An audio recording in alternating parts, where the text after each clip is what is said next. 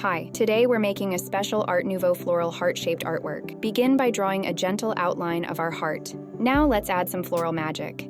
Using Adobe Fresco's vector brushes, we'll delicately craft floral petals, creating beautiful curves around our outline heart.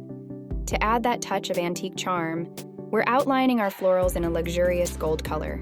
Watch as our creation transforms into a vintage-inspired beauty, the symbol of love and affection.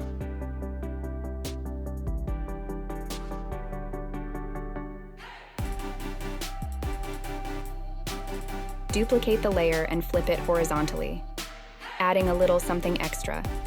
Let's place a pendant in the center, hanging gracefully within our heart.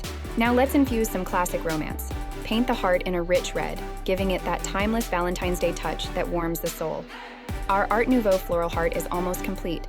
Take a moment to admire the beauty and feel the love. A complete look at our Art Nouveau floral heart in digital form. Share the love, hit that like button, and don't forget to subscribe for more heartwarming creative journeys.